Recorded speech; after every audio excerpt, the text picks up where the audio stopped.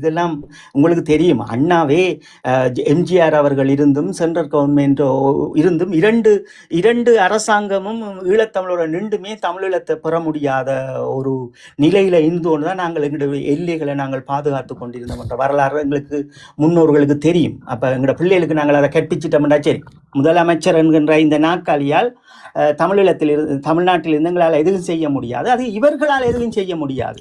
இப்ப இன்றைக்கு இருக்கிற அரசாங்கத்தினால் எதுவும் செய்துவிட முடியாது. இது செய்வது எப்படி என்றால் சர்வதேசத்தோடு செய்ய வேண்டும். இப்ப தமிழ்நாட்டை நாங்கள் சரியாக சர்வதேசத்தோடு பயன்படுத்த வேண்டும். பேசுங்க பேசுங்க. மன்னிக்க வேணும். இப்போதைக்கு நான் ஒரு அரசியல் விரும்பியாக நான் எல்லா ஊடகங்கள் இதுகள் பார்த்து கொண்டு வரையில்லைன்னா தமிழ்நாட்டை பொறுத்த வரைக்கும் எங்களை முன்னிறுத்தி ஈழத்தை முன்னிறுத்தி அல்லது தலைவர் எங்களோட தலைவரை முன்னிறுத்தி களத்தில் நிற்கிறது அண்ணன் சீமான் இருக்கிறார். மற்றாக்கள் அந்த பேரையே பாவிக்கிறது இல்லை. இதுல நீங்க இன்னும் ஒரு விடயத்தை சரியா புரிஞ்சு கொள்ளணும். என்றால் அதான் இப்ப நீங்க தமிழ்நாட்டை பொறுத்தவரை தமிழ்நாட்டுக்கு எங்கட அண்ணா அடையாளம் தேவையில்லை. சரியா புரிஞ்சு கொள்ளணும். நீங்கள் அண்ணா அவர் அதை முன்னிறுத்தி செய்கிறார், அவர் அதுதான் கொள்கை, அவர் தான் தலைவர். அது அவர்களுடைய அரசியல், அது உங்களுக்கு மாயப்பட்ட அரசியல். அதிலிருந்து நீங்கள் விடுதலை ஆகினாத்தால் நீங்கள் விடுதலை ஆகுங்கள், உங்களுடைய மண் விடுதலை ஆகும். நீங்கள் அதிலிருந்து நீங்கள் விடுதலை ஆகாமல் உங்களுடைய மண் விடுதலை ஆகும். கண்டிப்பா கண்டிப்பா அது அது அது உங்கள்கிட்ட கேட்குறேன். என்னென்னா இப்போ நானும் ஈழம்தான், நான் முல்லைத்தீவில் இருந்தது கடைசியாக தான் வந்தேன். நானும் எனக்கு எல்லாம் தெரியும். நான் எல்லாத்தையும் இதுவும் பார்த்து கொண்டு வரைக்கும் ஏன் உங்கள்கிட்ட அந்த கேள்வியை நான் கேட்குறதுக்குரிய காரணமே வந்தேன்னா, இப்போ என்னதான் நாங்கள் சொன்னாலும் எங்களோட ஈழத்தில் என்றாலும் சரி யாருமே சரி அந்த பேரை பாவிச்சு ஒரு தரம் செய்கிறேன், அவர் செய்கிறார்.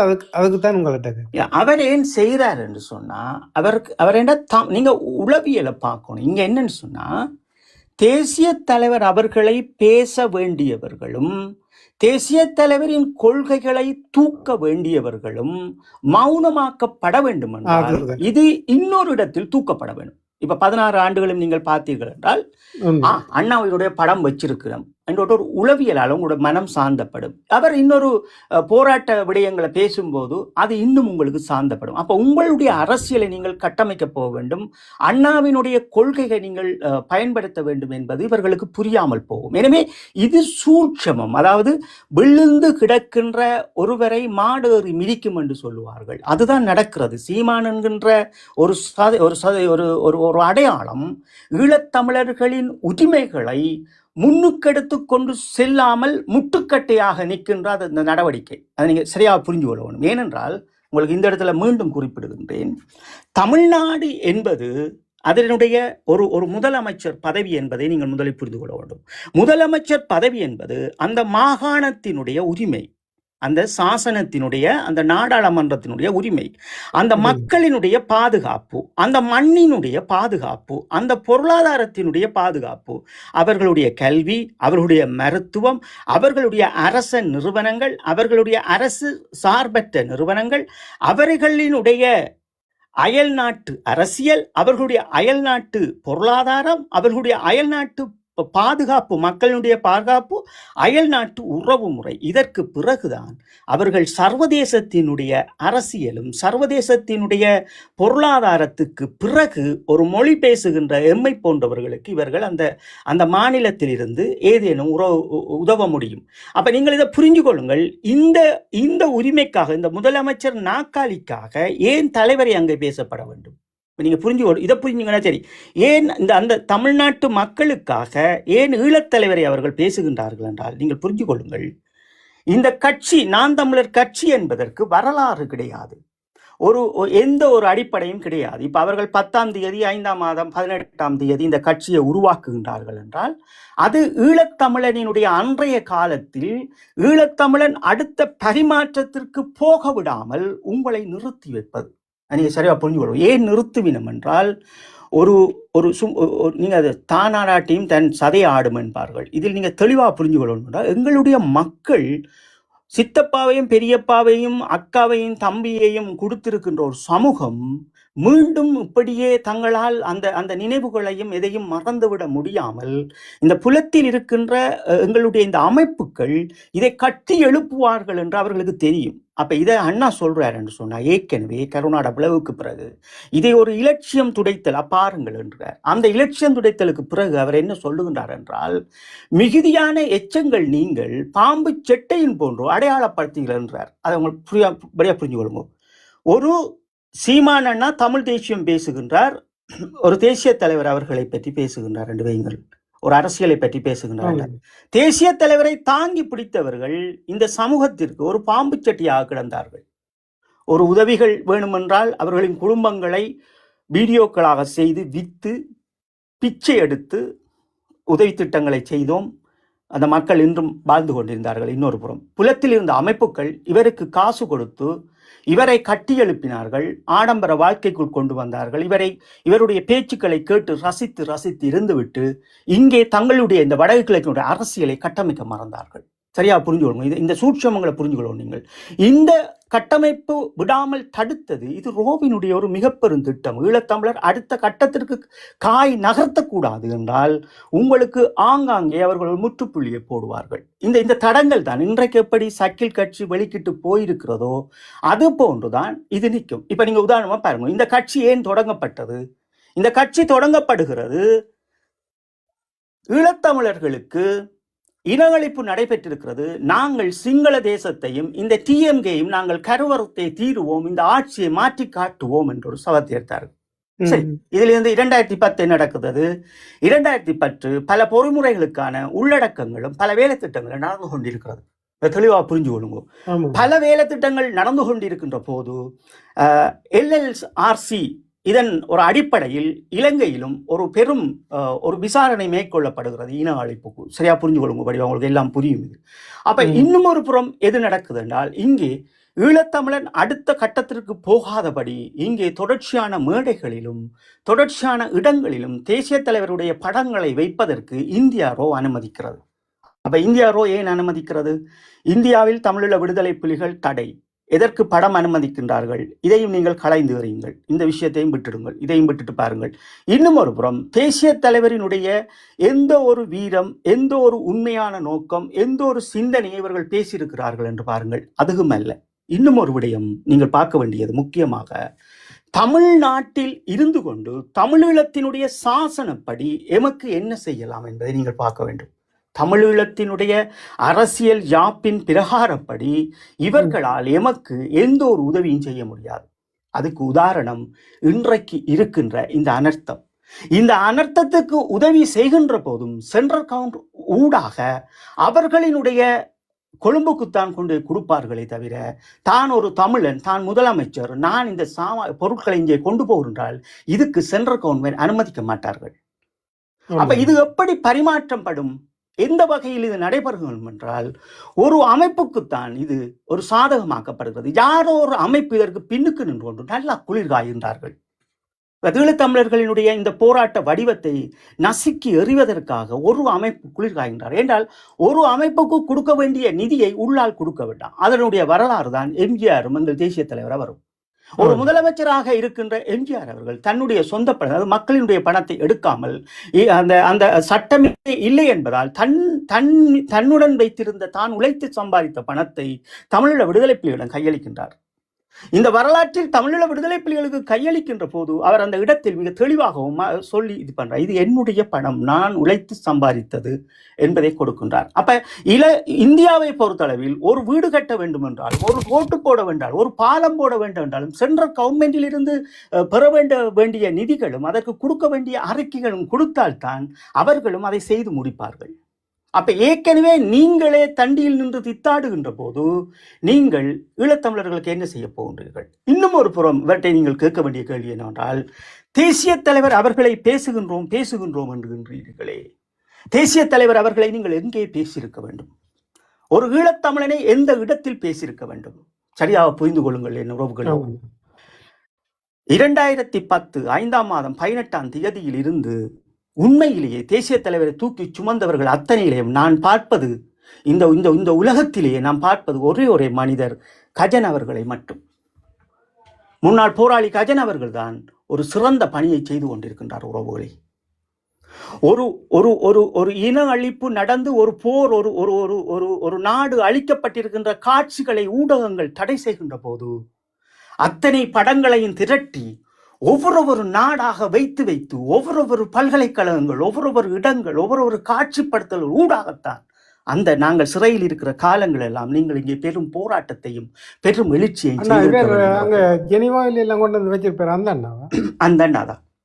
ஓகே, இந்த வேலை தான் நீங்க செய்யணும். இப்பவும் தான், இன்னும் கெட்டு போகல.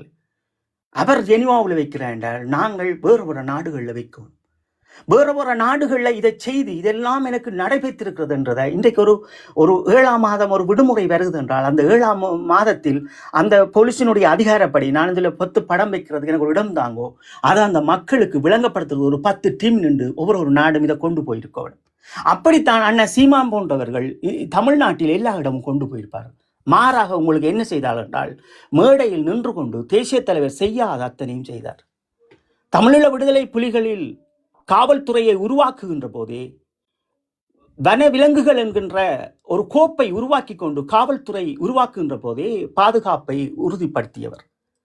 அப்ப அந்த இடத்திலும் சொல்லுங்க. இல்ல நான் ஏன் அந்த கேள்வியை கேட்டேன், நல்ல உங்களுக்கு தெளிவுபடுத்துங்க. நான் அதற்குத்தான் அந்த மற்ற எங்களுடைய ஆக்கள் ஒருத்தரும் கதைக்கு இல்லை, அவர் கதைக்கிறார், ஏன் எங்களுடைய ஆக்கள் மௌனிக்கணும்ன்றதுக்காகத்தான் அதுக்கு நான் உங்களுக்கு சொல்றேன். இங்க வாரேன் உங்களுக்கு. அப்ப இதுல நீங்க பார்க்க வேண்டும் என்றால் ஈழத்தமிழர்களினுடைய இந்த சீமான் என்கின்ற இந்த தமிழ்நாட்டு கோரிக்கை, இவர் தமிழீழம் பேசுகின்றார் என்பதும் இங்கே அவர் ஒரு மாநில ஆட்சியை ஒரு முதலமைச்சர் பதவியை பேசுகின்றார். இவர் உண்மையிலேயே தேசிய தலைவரினுடைய படத்தை 10ஆம் தேதி 5ஆம் மாதம் 2010 5ஆம் மாதம் 18ஆம் தேதி அவருடைய கட்சி உருவாக்குன அன்றே அவருடைய கொள்கை தனிநாடாக அவர் பிரிந்து செல்ல வேண்டும். இதுதான் தேசிய தலைவருடைய கொள்கை. முக்கியம் அவர் எடுத்திருக்க வேண்டியது ஒரு தனிநாடாக பிரிந்து செல்வது. அப்ப இந்த தனிநாடாக அவர் பிரிந்து செல்லுகின்ற போது எங்களுடைய தமிழ் மக்கள் எல்லோரும் அவரோடு நிற்க முடியும். ஏனென்றால் அவர் தனிநாடாக பிரிந்து செல்லுகின்ற போது எங்களுக்கு அதுவே போதும், நாங்கள் தனிநாடு பெற முடியும். எங்களுடைய நாட்டை சிங்களவர் பிரிச்சு தருவினம் இல்லையோ நாங்களே எல்லையை போட்டுக்கொண்டு நிற்கலாம். இப்ப முதலமைச்சர் நாற்காலிக்கு அடிபடாமல் தத்துவங்களை கொண்டு வந்தீர்கள் என்றால் இந்த இந்தியாவில் இருக்கின்ற சட்டத்தின் கோவின்படி அந்த நாட்டை தனிநாடாக பிரிக்க வேண்டும் என்று கொண்டு வந்தார்கள் என்றால் உடனே அவர்கள் கைது செய்யப்படுவார்கள். சரியா புரிஞ்சு கொள்ளுங்க. சரி, உடனே அந்த செகண்டே அந்த மக்களினுடைய ஆட்சிகள். உதாரணமாக இப்படி வைப்போம், சீமான் அவர்கள் இந்த 2026 முதலமைச்சர் ஆகிறார் என்று வைங்கோ. முதலமைச்சர் ஆகிட்டு ஈழத்தமிழருக்கு அவர் சொன்ன மாதிரி ஒரு படையை கட்டிட்டு விடுறார் என்று வைங்கோ. உடனே அவருடைய அந்த ஆட்சியை சென்ட்ரல் கவர்மெண்ட் கைப்பற்றும். அவங்க அப்படித்தான் அந்த சாசனம் எழுதி வச்சிருக்கணும்.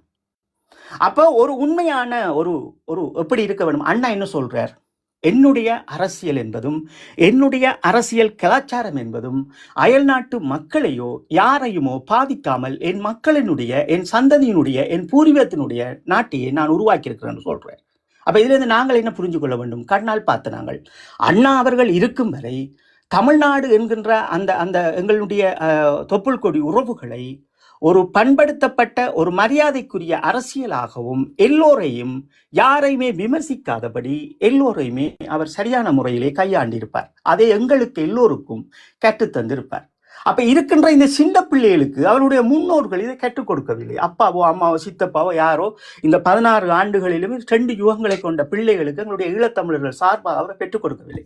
அப்ப அவர்கள் என்ன நினைக்கின்றார்கள் என்றால் இந்த டிக்டாக் வலயங்கள், யூடியூப் வலயங்கள், இந்த பேஸ்புக்கள் வந்த பிறகு இவர் நினைக்கிறார் இப்படி பேசினால் இதுதான் தமிழ் தேசியம் என்று நினைக்கின்றார்கள். அப்ப இவர் என்ன சொல்லுகின்றார், இவருடைய அடுத்த தத்துவம் என்றால் நாங்கள் எல்லோரும் 13 கோடி தமிழர்கள் என்கின்றார். இந்த இடத்துல சரியா புரிஞ்சு கொள்ளுங்க, நாங்கள் 13 கோடி தமிழர்கள் கிடையாது. நாங்கள் வெறும் 35 லட்சம் கொண்ட ஈழத்தமிழர்கள். அவர்கள் இந்திய தமிழர்கள். அவர்களுடைய சாசனங்கள் வேறு, எங்களுடைய சாசனங்கள் வேறு, எங்களுடைய உரிமை வேறு, அவர்களுடைய உரிமை வேறு. அவர்களின் உரிமைக்காக வழிகாட்டியவர்களும் போராடியவர்களும் வேறு, எங்களுடைய உரிமைக்காகவும் வழிகாட்டியவர்களும் வேறு. அப்ப இதிலிருந்து இன்னும் ஒரு விடயத்தை நீங்க எது புரிந்து கொள்ளணும் என்றால், சர்வதேசத்தில் இந்த வார்த்தையை ஈழத்தமிழர் நீங்கள் சொல்லுவதால் என்ன பிரச்சனை என்று சொன்னீர்கள் என்றால், காசா காசா விடுதலை ஆகிறது அவர்கள் ஒரு இஸ்லாமியர்களாக கிடையாது, அவர்கள் ஒரு அரபியர்களாக கிடையாது. எனவே அவர்கள் விடுதலை பெறுகின்றார்கள் காசா என்கின்ற ஒரு தேசத்தினால். சரியா புரிஞ்சுக்கணும். காசா என்கின்ற ஒரு தேசத்தினால், வேற நாடுகளை பொறுத்தாலும் அவர்கள் ஒரு தேசத்தினால் விடுதலை ஆகின்றார்கள். அப்ப இந்த விடுதலை ஆகின்றவர்கள் இன்னும் ஒரு புறம் நாங்கள் எப்படி பார்க்கின்றோம் என்றால், ஈழம் வடக்கு கிழக்கு, இலங்கையில் வடக்கு கிழக்கு என்கின்ற பூர்வீகத்தின் அடிப்படையில் அந்த நிலத்தை தான் இந்த காலனித்துவத்திற்கு பின்னும் பதிப்பகம் 1 2 மிக இறுக்கமாக சுட்டிக்காட்டி இருக்கின்றார்கள். அப்ப மனித உரிமை சாசனத்தின் படியும் நாங்கள் தனித்துத்தான் நிற்க வேண்டும், அவர்களும் தனித்துத்தான் நிற்க வேண்டும். ஆனால் இங்கே ஒரு உண்மை என்னவென்றால், தமிழீழ விடுதலை புலிகள் தங்களை முன்னிறுத்தி அவர்களுடைய ஏடுகளிலும் அவர்களுடைய தொலைக்காட்சிகளிலும் அவர்களுடைய ஒளிபரப்புகளிலும் எப்போதும் அவர்கள் சொல்லுவது விடுதலை புலிகளின் பின்னால் உலகத் தமிழர்கள் என்று சொல்லுவார்கள். சரியா புரிஞ்சு கொள்ளவும். நாங்கள் இதிலேயும் அவர்கள் விளக்கமாக சொல்லுவார்கள், எங்களுக்கு பின்னால் உலகத்தமிழ். அப்ப நாங்க என்ன சொல்லணும் என்றால், ஐக்கிய நாடுகள் சபைகளுக்கு நாங்கள் ஒரு பொறிமுறையை ஒரு போராட்டம் செய்ய போகின்றோம் என்றால், முதலில் நாங்கள் ஈழத்தமிழர்களுக்கு பின்னால் உலகத் தமிழர்கள் நாங்கள் நிற்கின்றோம், எங்களுக்கு எங்கள் நாடு தேவை என்பார்கள். ஆனால் இவர்கள் என்ன சொல்லுகின்றார்கள் என்றால், நாங்கள் சீமானை போன்றவர்கள் எப்படி சொல்லுகின்றார்கள் என்றால், நாங்கள் 13 கோடி தமிழர்கள், எங்களுக்கு ஒரு நாடு இல்லை என்று. உனக்கு இருக்கிற தமிழ்நாடு, உனக்கு எப்போ விடுதலை பெற்றுட்டு, நீங்கள் ஒரு இந்திய தமிழன், நான் ஒரு ஈழத்தமிழன், நீ என்னுடைய சித்தப்பா, நீ என்னுடைய பெரியப்பா, என் பெரியம்மாவின் பிள்ளை மலேசியாவில் இருக்கிறது, என் சின்னம்மாவின் பிள்ளை என் மலேசியா சிங்கப்பூரில் இருக்கிறது. எனவே அவர்கள் எல்லோரும் ஒன்று சேர்ந்து அவர்களுடைய நாடாளுமன்றங்களை ஒன்றிணைத்து நாங்கள் அவர்களுக்கு நிற்க வேண்டும். இதில் நீங்கள் இன்னொரு விடயத்தை பாருங்கள் என்னவென்றால், ஐக்கிய நாடுகள் சபைகளில் கிட்டத்தட்ட 26 நாடுகள் அரபு மொழியை பேசுவதால் அங்கே அந்த மொழி அங்கீகரிக்கப்பட்டிருக்கிறது. எனவே இந்த காசா வந்து தன்னுடைய விடுதலைக்காக வருகின்ற போதும்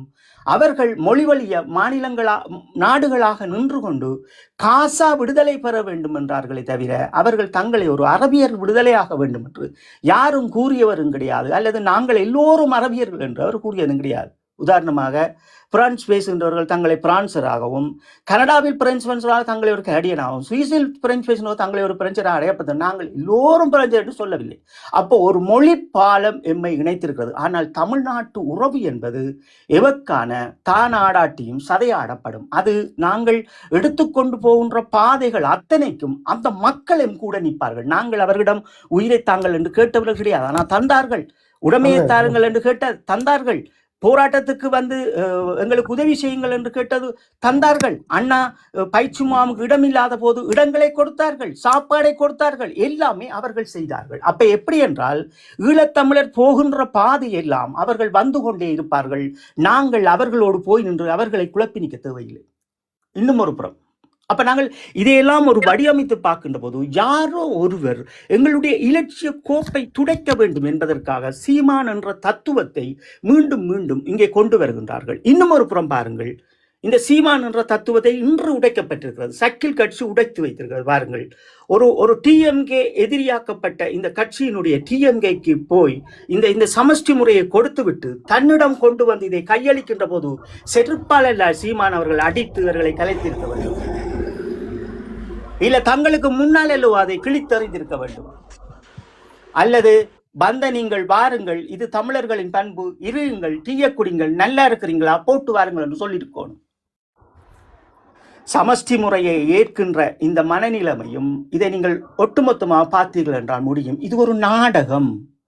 இந்தியாவில் நடைபெறுகின்ற தேர்தலுக்கு விஜயின் ஒரு மிக பெரும் எழுச்சியை மக்கள் மத்தியில் உளவியலாக கொண்டு போகின்றார்கள், ஒரு நம்பிக்கையை கொண்டு வருகிறார்கள். அடுத்த காலங்களில் இவர்கள் தான் முதலமைச்சராக இருக்க போகின்ற என்பதற்காக ஒரு சின்ன ஒரு உளவியல் காய் நகர்த்தலை இந்த இந்த இந்த இந்த இவர்களை வைத்துக்கொண்டு இந்தியா காய் நகர்த்துகிறது. இது ஈழத்தமிழர் இந்த காயை நகர்த்தவில்லை. ஈழத்தமிழர்களுடைய காய் எப்படி நகர்த்தப்படும் என்றால், அனுரா என்கின்ற அரசு ஒற்றையாட்சியை கொண்டு வரட்டும் என்று நினைப்பார்கள். ஒற்றையாட்சி வரும்போதுதான் அனுராக்கு சூன்யமே இருக்கிறது. எங்களுடைய விடுதலைக்கு இன்னும் பெரும் வழிகள் பிறக்கப்பட போகிறது.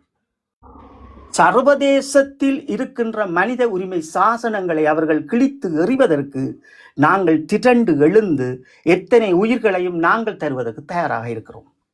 இந்த ஒற்றை ஆட்சி வந்தால் இதே ஐக்கிய நாடுகள் சபைகளின் இந்த சாசனங்களை கிழித்து எறிவதற்கு எங்களுடைய உயிரையும் நாங்கள் தருவோம். அது சத்தியம் பண்ணி நாங்கள் சொல்லுகின்றோம். எத்தனை உயிர் வேணுமென்றால் நாங்கள் தர தயாராக இருக்கிறோம். ஆனா இதுல இருக்கிற பிரச்சனை தான் என்னென்றால், இந்த தமிழீழம் என்கின்ற இந்த கோட்பாடை எமக்குள்ளே மக்களுக்குள் கட்டி எழுப்ப விட மாட்டார்கள்.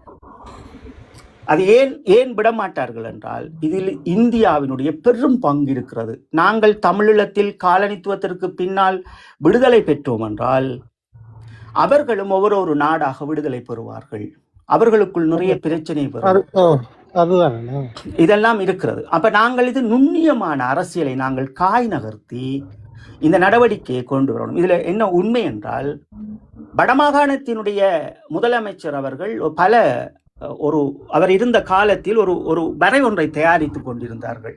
அவர்கள் எல்லாம் என்னென்றால், ஒரு வாக்கெடுப்புக்கு தாங்கள் தனிநாட்டுக்கு போவதற்காகவே முறையின்படி ஒரு நீதிமன்றங்கள் ஊடாக சென்று இந்த சர்வதேசத்தில் இருக்கின்ற அமைப்புகளை பலப்படுத்தி இலங்கையிலும் தாங்கள் இதை நீதிமன்றத்துக்கு கொண்டு போய் தாங்கள் வடக்கு கிழக்கு பிரிய வேண்டும் என்கின்ற ஒரு பேச்சுவார்த்தையை இஸ்லாமியர்கள் மட்டத்தில் கொண்டு போய் இந்த காய் நகர்த்துற ஒரு வடிவம் கூட அவர்கள் வைத்திருந்தார்கள். அது பிறகு அது தோற்கடிக்கப்பட்டு, இதை அறிந்ததும் அது தோற்கடிக்கப்பட்டது. இப்ப நீங்கள் இதிலும் ஒன்று பாருங்கள், ஐயா சக்கில் கட்சி அவர்களினுடைய இந்த வந்தவர்கள் இத்தனை பேரும் எங்களினுடைய இஸ்லாமிய கட்சிகளோடு இந்த சந்திப்பை ஏற்படுத்தி இருந்தாலே எமது ஐக்கிய நாடுகள் சபைகளுக்கு நாங்கள் இந்த காலனித்துவத்துக்கு போவதற்கு எமக்கு அது பலமாக இருக்கு.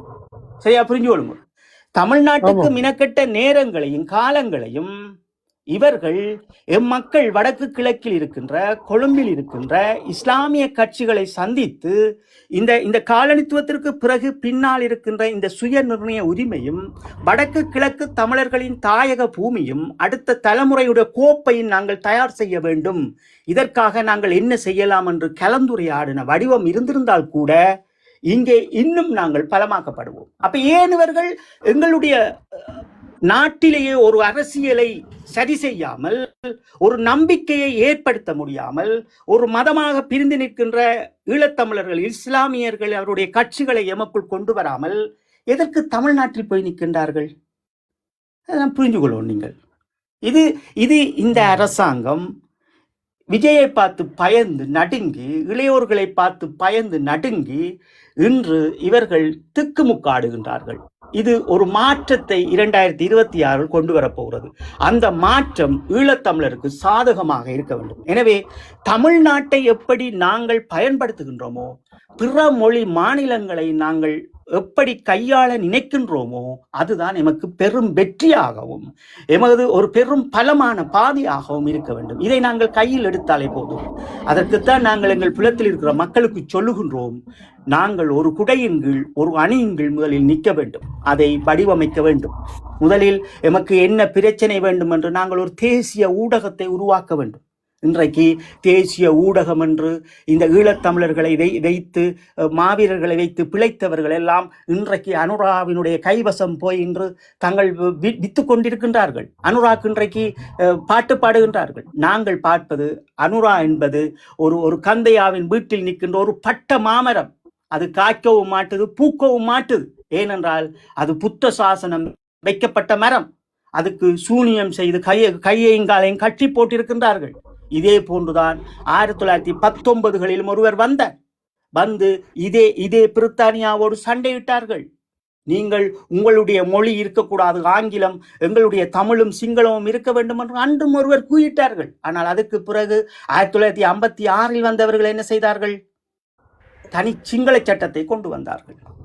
அப்ப இதையெல்லாம் பார்க்கின்ற போது தனி சிங்கள சட்டம் வந்தும் அன்றைய இருந்த முன்னோர்களும் அம்மாவும் அப்பாவும்